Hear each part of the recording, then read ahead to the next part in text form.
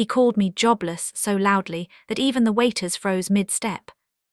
The room went quiet for half a second, just long enough for his voice to echo off the glass walls and crystal lights. Then the laughter came. Sharp, loud, humiliating. I felt it hit my skin like needles. Armin leaned closer to me, his breath warm with expensive whiskey, and whispered in a tone only I could hear. "People like you should know their place." In that moment, my fingers curled into my palms, so tightly my nails cut into my skin. But I didn't react.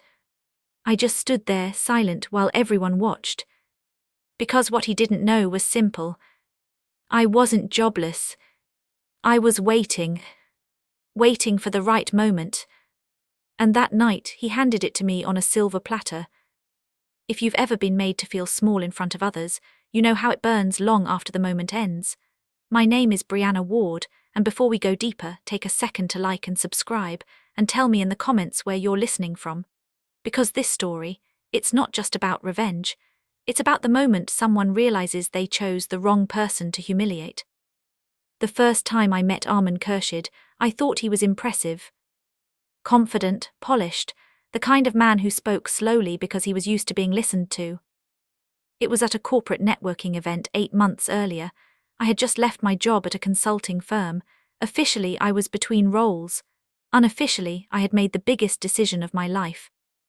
I had walked away from a 6-figure position to build something of my own. But startups don't look glamorous in the beginning.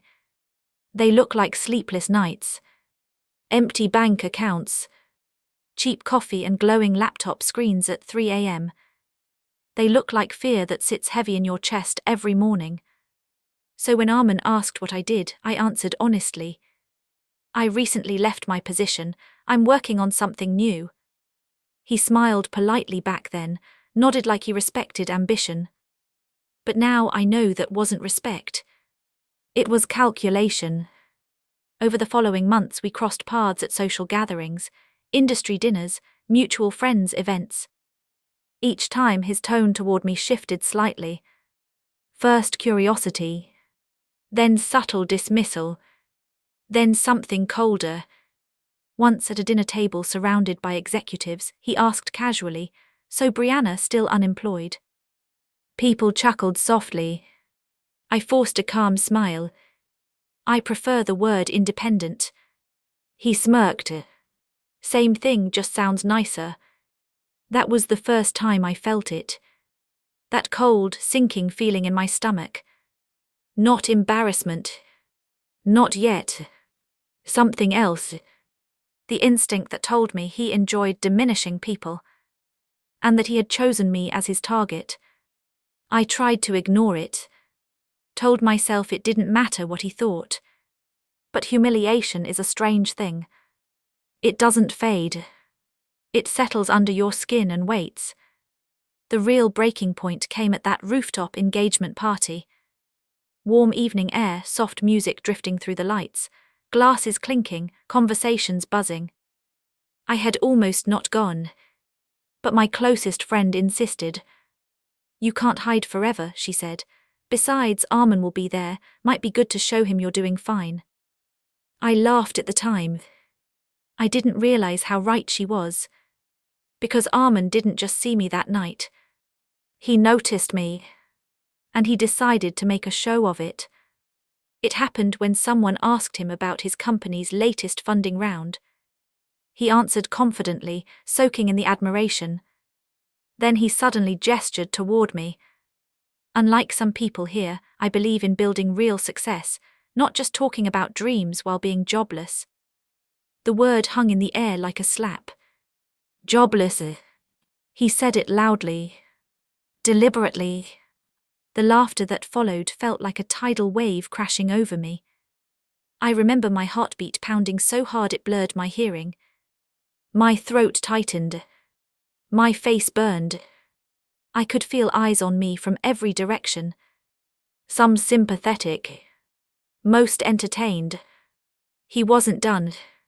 He walked closer, lowered his voice, and delivered the line that would stay with me forever. "People like you should know their place." In that instant, something inside me shifted. It wasn't anger. Not exactly. It was clarity. The kind that comes when humiliation burns away doubt. I didn't argue. I didn't defend myself. I simply looked at him calmly and smiled. That smile confused him, because he thought he had just crushed me. He didn't realize he had just made the biggest mistake of his life. That night when I got home, I didn't cry. I sat in darkness, replaying every word he said, feeling the humiliation again and again, letting it sink deep. Because pain can either break you or sharpen you. And that night, as I stared at the glow of my laptop screen in a silent apartment, I made a decision. I wasn't going to confront him. I wasn't going to explain myself. I was going to let him keep believing I was nothing. Until the moment came when the truth would hit him so hard, he would wish he had never opened his mouth. And what Armin Kershid didn't know was that the jobless woman he mocked in front of everyone was about to become the most powerful threat he had ever faced. And the first step of that revenge had already begun long before he humiliated me that night. I didn't sleep that night. Not even for a minute. I lay on my bed staring at the ceiling, feeling the humiliation replay over and over in my mind like a cruel loop. Every laugh, every smirk, the exact tone of his voice when he said the word jobless. It's strange how humiliation doesn't just hurt emotionally. It becomes physical. My chest felt tight, my jaw ached from clenching, my stomach twisted like something poisonous had settled inside it. But beneath all of that, something else was growing. Focus, clarity, cold determination. Because here's the truth about people like Armin. They don't just insult you randomly. They do it because they think they're safe. Because they believe you have no power to fight back. Because they are absolutely certain they know exactly who you are. And that was his biggest mistake. He didn't know me at all. For the past 8 months, while everyone thought I was unemployed, I had been quietly building a cybersecurity analytics firm. Not pitching loudly. Not bragging. Just working. Long nights, constant rejections, investors who smiled politely and said no, weeks when I questioned if I had made a catastrophic mistake leaving my stable job. There were nights I sat alone in the glow of my laptop, listening to the hum of my apartment's fridge, wondering if I would run out of money before the product even launched. The loneliness of that process is something few people understand. When you're building something from nothing, the world sees only absence. They don't see the invisible work. They only see what isn't there yet. And that's exactly what Armin saw. Absence. Weakness. Failure. What he didn't see was timing. 3 days before that party, I had signed a confidential acquisition agreement. A major international tech conglomerate had decided to purchase my platform. The deal value was enormous. Enough to change my life overnight. But the announcement hadn't gone public yet. Only a handful of people knew. I had planned to stay quiet until the official press release. But after that night, after hearing the laughter echo in my ears, something inside me changed. I no longer just wanted success. I wanted justice. Not loud revenge. Not screaming arguments. Something far more precise. I wanted him to experience the exact feeling he had given me. The sinking realization of being completely exposed. Of realizing too late that he had chosen the wrong target. And then, 2 weeks after the party, an opportunity appeared. It came in the form of an email. Armin's company was hosting a major investor summit. A high-profile event, media coverage, industry leaders. And one of the keynote speakers had suddenly cancelled. They needed a replacement. A tech founder with strong industry relevance. My name was suggested by the same conglomerate that had just acquired my company. The moment I read the email, my heart started pounding. It felt like fate. Or something colder. Calculated. I sat there for a long time, staring at the screen. Thinking about that night. About the laughter. About his whisper in my ear. People like you should know their place. A slow smile spread across my face. Because now I knew exactly where my place was going to be. On his stage. Under his spotlight. With every single person who had laughed, sitting in the audience. I accepted the invitation immediately. But I didn't tell anyone. Not even my closest friends. I wanted the reveal to be absolute. Unexpected. Irreversible. In the weeks leading up to the event, I prepared carefully. Not just the presentation. Everything. What I would wear. How I would walk onto that stage. What my first words would be. Every detail mattered. Because revenge isn't about anger. It's about control. And for the first time since that night, I felt completely in control. Meanwhile, Armin had no idea. We ran into each other once at a social dinner during that period. He greeted me with the same polite arrogance. "So Brianna," he said casually, swirling his drink, still searching for work. The table chuckled softly again. I held his gaze. Calm. Steady. And I simply replied, something like that. He smiled, satisfied. He thought the story hadn't changed. He thought he was still the one above me. He didn't know he was walking toward the biggest public humiliation of his life. The night before the summit, I barely slept again. But this time it wasn't anxiety. It was anticipation. I kept imagining the moment. The exact second when recognition would hit his face. That flicker of confusion. Then realization. Then dread. Because humiliation is most powerful when it's unexpected. When it happens in front of the exact audience someone once used against you. The morning of the event, I stood in front of my mirror in a quiet hotel room. Dressed in a simple, elegant black suit. No flashy accessories. No dramatic styling. Just calm, quiet authority. I looked at my reflection and thought about the woman from that rooftop party. The one standing frozen while people laughed. The one swallowing humiliation in silence. She felt like someone else now. Because today, I wasn't walking into a room hopping to be respected. I was walking into a room where respect would be unavoidable. And as my phone buzzed with the event coordinator's message saying, "We're ready for you backstage," I felt something settle deep inside me. Not anger. Not bitterness. Something colder. Something final.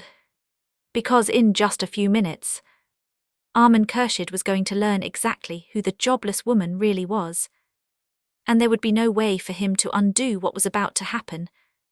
Backstage smelled faintly of fresh paint and coffee. I remember that detail so clearly because my senses felt sharpened, like everything inside me had switched into some hyper-aware state. The muffled sound of applause from the main hall pulsed through the walls, voices echoed, footsteps hurried past. An event coordinator handed me a wireless mic. 5 minutes, she said with a polite smile. My fingers wrapped around the microphone, and for a moment they trembled. Not from fear. From the weight of the moment. I closed my eyes briefly, and suddenly I was back on that rooftop. Hearing the laughter. Feeling the heat rising to my face. That tightness in my throat. That helpless, suffocating feeling of being publicly reduced to nothing. My jaw tightened. No, not nothing. Invisible. And there is something people don't understand about invisibility. It gives you time. Time to watch. Time to learn. Time to prepare. A staff member pulled aside the stage curtain slightly. "You can peek if you want," he said. I stepped forward and looked through the gap. The ballroom was enormous. Rows of polished chairs filled with executives, investors, media representatives. bright lights hanging overhead, a giant LED screen behind the stage displaying the event branding. And near the front row, I saw him, Armin Kershid, sitting comfortably, one leg crossed over the other, talking confidently to a group of people around him. Laughing, relaxed, completely unaware. My pulse slowed, because suddenly the moment felt real. Not imagined, not hypothetical. This was it. The host's voice echoed through the speakers. And now we have a very special last-minute addition to today's keynote lineup, a rising leader in cybersecurity innovation whose work is already transforming global data protection systems. Armin's head tilted slightly. Curiosity. Not recognition. Not yet. The host continued. Please join me in welcoming Brianna Ward. For a split second, the entire hall fell into that strange quiet that happens when people are processing a name they didn't expect. Then polite applause began. I stepped onto the stage, and the first thing I saw was his face. Confusion. It hit him instantly. His smile faded. His eyebrows pulled together. He leaned forward slightly, staring, trying to understand, because the last place he ever expected to see me was standing at a keynote podium under a spotlight. I walked calmly to the center, placed my notes down, adjusted the mic, and for a few seconds I said nothing. Silence filled the room. Not awkward silence, controlled silence, the kind that pulls every eye toward you. And then I spoke. Some of you may not know me, I began evenly. But a few of you do. My gaze shifted directly to him. He froze, completely still. I saw it in his eyes then. Recognition. And beneath it, a flicker of unease. I continued calmly. 8 months ago, I left a stable corporate career to build a cybersecurity analytics platform. At the time, many people thought that meant I had no direction.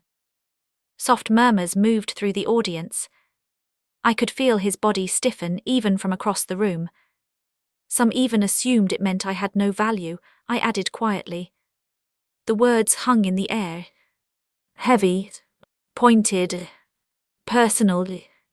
Then I let a small pause stretch, just long enough, before delivering the truth. 2 months ago, that platform was acquired by Orion Global Technologies in a 9-figure deal. The reaction was instant. Gasps, whispers, heads turning, phones lifting, shock rippling across the room like a wave. But I wasn't looking at the audience. I was looking only at him. And the moment hit him like a physical blow. His face went pale. His posture collapsed slightly. The confident ease he wore like armor shattered. Because suddenly he understood. Everything. The parties. The questions. The smug jokes. The word jobless. He remembered all of it at once. And now everyone else was seeing him through the same lens he had used on me. Small. Wrong. Exposed.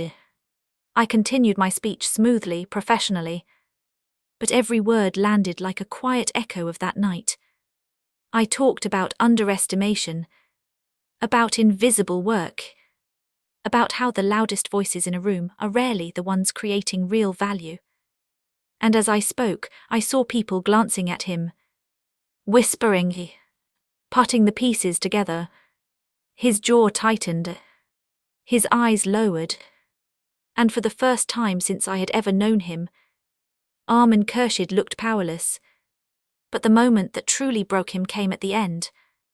When I closed my speech with one final line, I looked directly at him again, calm, steady, unshaken, and I said, "Success is quiet. It doesn't need to humiliate others to prove it exists." The room erupted into applause. Loud, Sustained. Overwhelming. But through the noise I saw him. Still sitting there. Not clapping. Not moving. Just staring at the floor. As if the weight of realization had pinned him down. Because in that single moment, he understood something he had never experienced before. The feeling of being publicly reduced. The feeling of losing control of the narrative. The feeling of realizing he had humiliated the wrong person. And as I stepped off the stage, I felt something inside me release. Not explosive. Not dramatic. Just quiet. Like a knot that had finally loosened after being pulled tight for too long. But the story didn't end there. Because humiliation doesn't just disappear after one moment. Sometimes it creates consequences that keep unfolding. And Armin Kershid was about to learn that lesson. In ways he never saw coming. I thought the applause would be the end of it. I thought walking off that stage, seeing his face drained of color, would be enough to close that chapter in my life.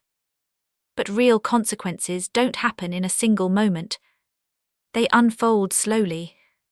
Like cracks spreading through glass long after the first impact.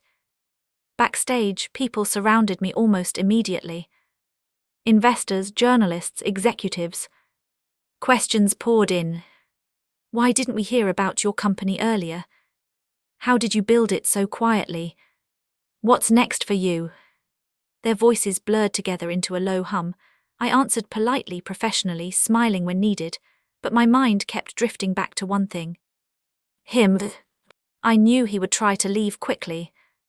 People like Armin don't handle public embarrassment well. They retreat.